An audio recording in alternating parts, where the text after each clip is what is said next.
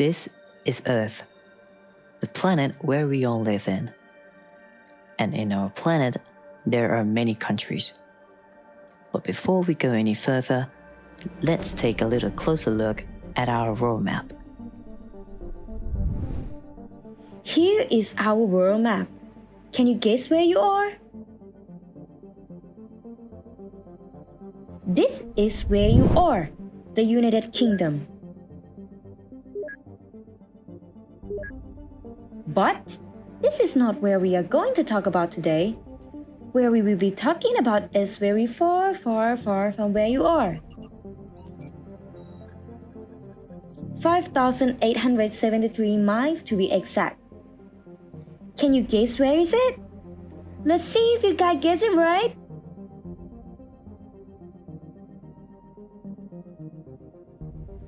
This country is called Thailand. Thailand is in the heart of Southeast Asia.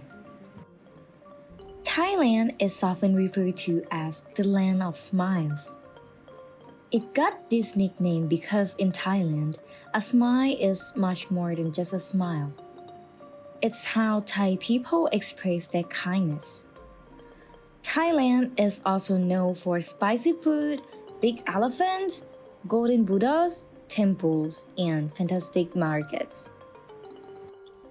Now, let's talk about majority of religions' beliefs. In Thailand, religions play a significant role in the country's cultural heritage. You will find numberless sacred sites and temples spread across the nation, reflecting this rich history. It is important to note that Thai people have the freedom to practice their religions of choice. However, the majority of the population, about 95%, practice Buddhism. The rest of the population is comprised of Muslims and Catholic Christians. Well, guys, have you ever wondered what Buddhism is and why so many people in Thailand worship it? Buddhism is a religion that was originated in India. It's the religion that is responsible for spectacular temples, tall domes, golden statue, unique architecture, and amazing details. To understand Buddhism better, let's see a brief history of how Buddhism was created.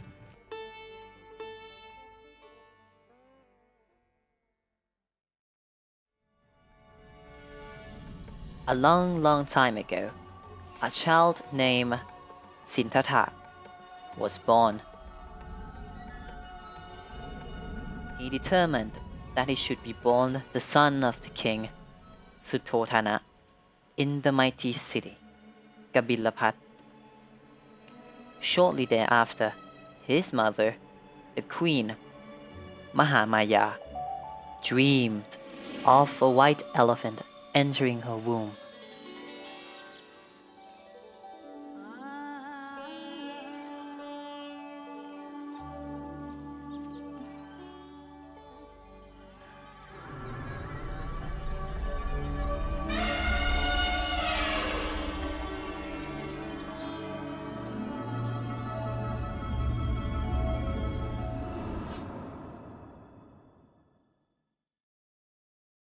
Ten lunar months later, as she strolled in the garden of Lumpini, the child emerged from under her right arm.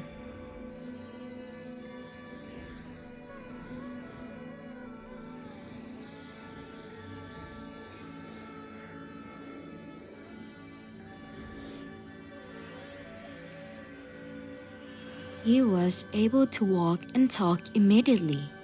A lotus flower blossomed under his foot at each step, and he announced that this would be his last lifetime.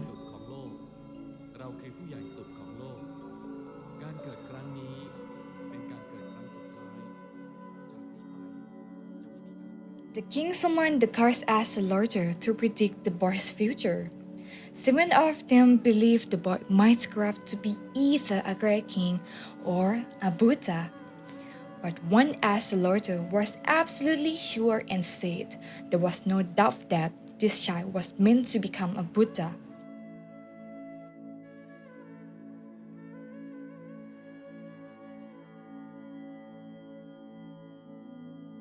Sadly, the same day after the baby was born, his mother passed away.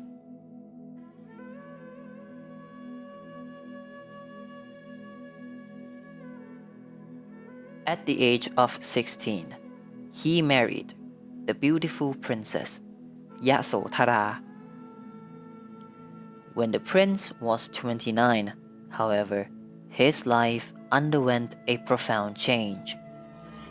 He made 3 successive chariot rides outside the palace and saw an old person. A sick person and a corpse, all of them for the first time. On his 4th trip, he saw a wandering holy man whose asceticism aspired Siddhartha to follow a similar path in the search of freedom from the suffering caused by the infinite cycle of birth, death, and rebirth. Because he knew his father would try to stop him, Siddhartha secretly left the palace in the middle of the night and sent all his belongings and jewelry back with his servants and hordes. Completely abandoning his luxurious existence, he spent 6 years as an ascetic, attempting to conquer the innate appetite for food, sex, and comfort by engaging in various yogic disciplines. Eventually near death from his vigilant fasting, he accepted a bowl of rice from a young girl. Once he had eaten, he had a realization that physical austerities were not the means to achieve spiritual revelations. After defeating the force of the demon Mara, Siddhartha reached enlightenment and became a Buddha at the age of 35.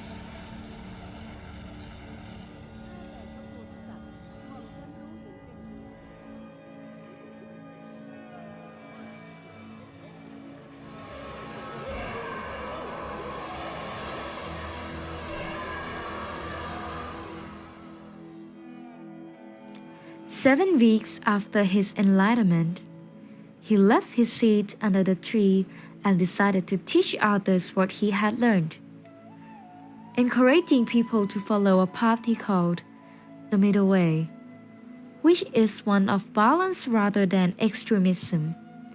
He gave his first sermon in a deer park in Sarnath, on the outskirts of the Benares city.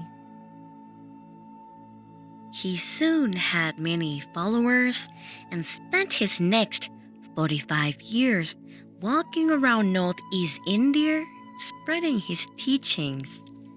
Buddha presented himself only as a teacher and not as a god or idol of worship. Traditional accounts relate that he died after having a spoiled food at the age of 80 in Kushagra. His body then was cremated and his remains were distributed among the groups of his followers.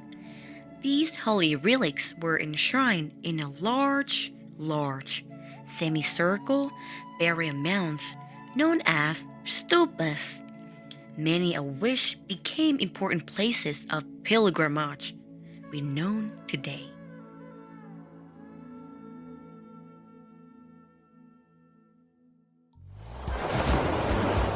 Hello everyone! สวัสดีครับ สวัสดีค่ะ Today we are here at Wat Nong Wang, which is one of the most popular temple in Thailand. And if you guys ready, Let's go!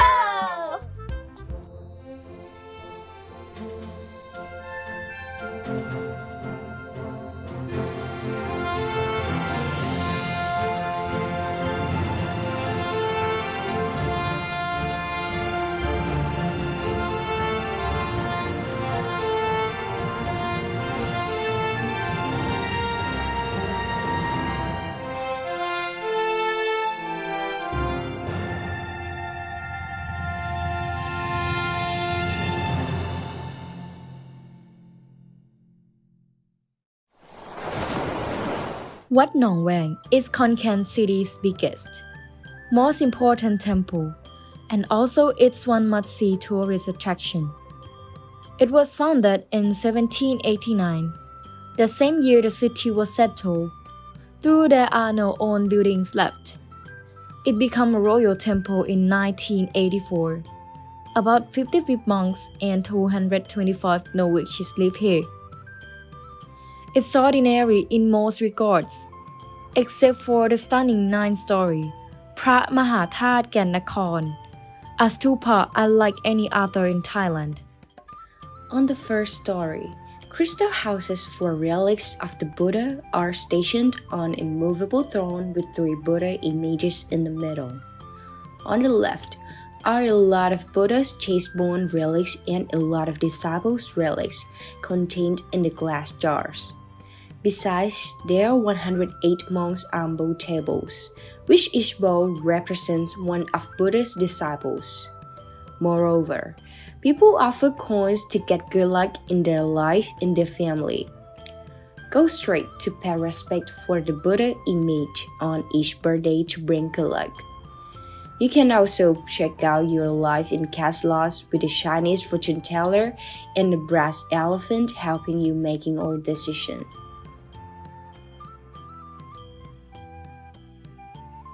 On the second story, the Isan Museum collected the ancient appliances which are rarely seen nowadays. The murals within feature the 35 prohibited rules of Isan people's daily life. On the third story, the monk learning hall with its beautifully carved door and windows, featuring Nang Pom Hom, the lasting Isan tales. This story includes teleport fans, fans offerings, and 8 necessities of famous Khon Kaen monks. On the fourth story, the monk learning hall with a museum which is composed of ancient objects, doors, windows, Buddha's picture on each birthday, and a compass angle. On the fifth story, a museum hall comprising utensils of Praku Palat Busaba Sumano, a former abbey, doors and windows feature the story of life and former reincarnations of the Buddha. On the sixth story, you will find a principal hall with doors and windows, a craft and feature the Western Torn Jatagar tales. On the seventh story, there is an enlightened Buddha's disciples hall with more craft door and windows, showcasing the tale of Prince Temi the Dumb. On the eighth story, a Buddha's teaching hall that contains the Tripitaka, the Buddhist scriptures. Doors and windows are carved and feature the 16 classes of visible deities in the Brahma's rule and Buddhist rites. Finally, the top floor, on the ninth story, there is a Buddha hall with a movable throne that houses relics of Buddha. Doors are carved to feature 3D of the 16 classes of visible deities in the Brahma's rule and Buddhist rites. From this floor, visitors can enjoy a panoramic view of the town, especially the Gannakorn bar scenes to the east.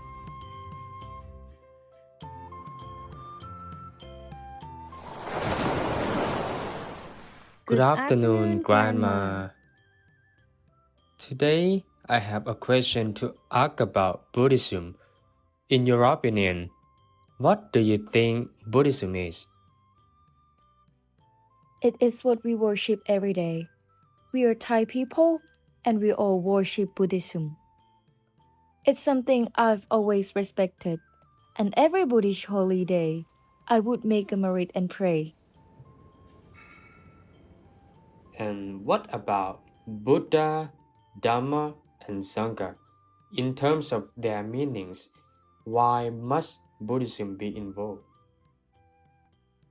The Buddha, the Dhamma, and the Sangha are the Buddhas, and this is something that constantly inspires and serves as a reminder to us.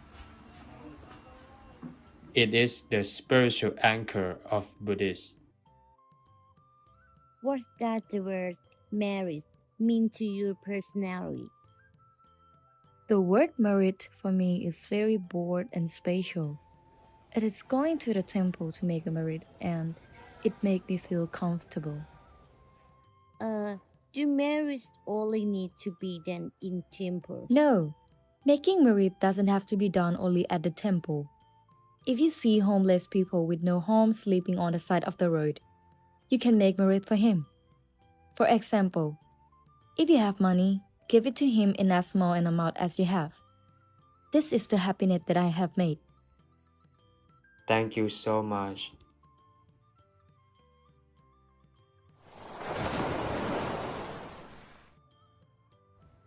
Hello everyone.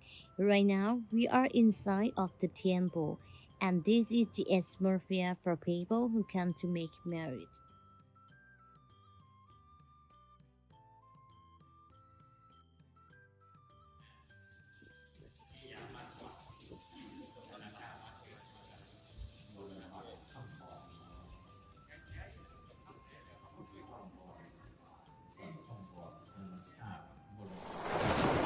Hello, today we are here with. Grandma. In your opinion, why do monks have to go for alms in the morning? During or the end of Buddhist Lent Day, monks will go out to do bintabat, or receiving food through alms bowls in that early morning. In addition to the practice, Buddhists who don't have time to make merit or go to the temple can finally have the chances through the bintabat practice. It means giving people alms, including sacrificing food, right? Yes. And why do monks have to shave their hair? If monks don't shave their hair, they won't look like monks. Is it a rule? Yes, the shaving of monks' hair has been around since the time of the Buddha. To be a monk, they must shave their hair, in order to let people know that those who shave their hair are monks. If monks don't shave their hair, that means no more people. People will automatically know that they must hold their hands up and say sadhu when monks walk by. How many times do monks usually eat food? There are two types of monk, which are Nikaya and Dhammayut. For those who are Nikaya, will eat only 2 times a day, which can be eaten from morning until noon. And for monks who are Dhammayut, they will eat only once a day, which is in the morning. It can be 3 or 4 in the morning, depending on that monk. We classify 2 types of monk. Yes, monks who are Dhammayut have quite strict rules. Even when they are walking, they have to walk politely. As for the Nikaya, the rules are not that strict. Is there a reason why monks have to eat no later than noon? It is the rules of monks since the time of the Buddha period. The Buddha taught that monks should live in austerity. Therefore, monks should only eat 1 or 2 meals. It's the rules of the monks.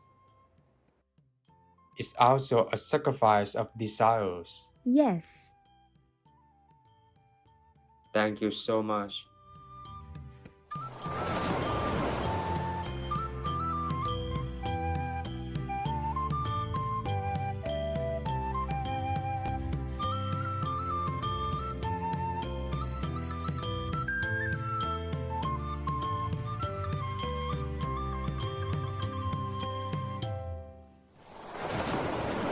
Hello everyone, today we are here at Nong Vang Temple.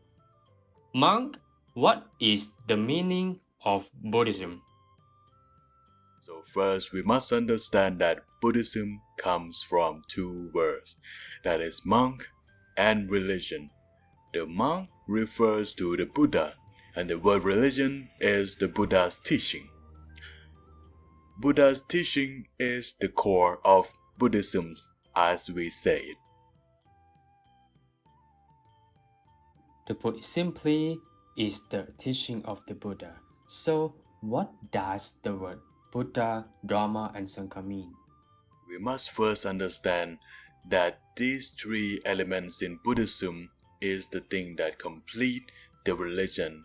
The first one, the Buddha, being the religion's master, the one who reached enlightenment and invented the doctrine to teach to the believer and the disciple.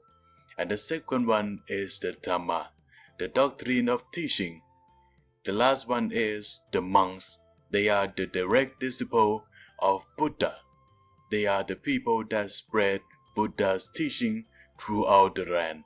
These three are known as Traisarana Khom, Buddha, Dhamma, and Sangha. Why we have to pray, and what do you get from praying? Prayer has been around since the beginning, since the Lord Buddha has gained enlightenment. The reason why elder monks have been praying in the first place is to remind people to concentrate, because sometimes for some people to meditate it is impossible. Therefore, it must be praying that they need to try first. Praying, if compared to ordinary things, it is like singing, which when we sing our minds are on the lyrics.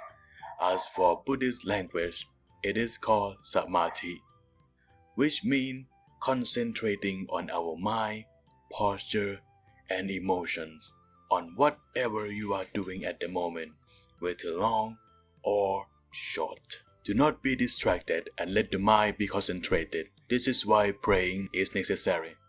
I saw people come to make merit, offer foods and pure water, so I wonder why they did it and what is the gain from doing this. According to the Buddhist principle, to make merit, offer your alms and to pour water, it is called giving up your stinginess. Because most people think that making merit and giving alms is so difficult, so the Buddha taught people to give alms and keep their precepts. But in Buddhism, there are many comparisons that we can use about giving alms, such as giving alms to relinquish your stinginess, or maybe giving alms as to make merit with the monks in Buddhism as a great opportunity to do good deed as a follower of Buddhism. As you mentioned about merit, can we touch it or not? That's a great question. We can say that merit had its own meaning. Merit can be described as the source of happiness, or sometimes it can be described as the likeness of body and mind. Those who make merit will feel relieved and happy. That is the outcome of the practice. This is why we call it making merit. But in Buddhism, we usually pair merit and charity together. Do you notice? Two things. That's right. Make merit and do charity. In Buddhism, charity also refers to smart. We need to understand that there is a difference in merit and charity. Smart in speaking well, smart in thinking well, and smart in doing great deeds. That is charity. There are two words now, you see. Speaking well, doing well, and thinking well. Merit is what we do that makes us feel comfortable. It's not just us being comfortable. Those who live with us will also feel comfortable. Our family will also be relieved to see our smiling face returning after making merit. They will also feel comfortable and happy too. Anything else? No more. I would like to pay respect. Thank you. Well, this is Thai Buddhism. I would like to pay respect to the monk again.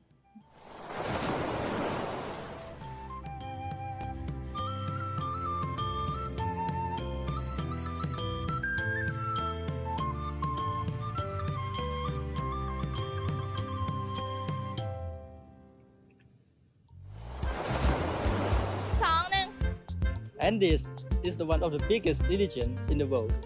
We are so glad to have an opportunity to give and share our knowledge about our religion. Well, what do you think about Buddhism so far? If you have any question, please let us know. This is the end of today. Thank you and see you next time. Bye bye.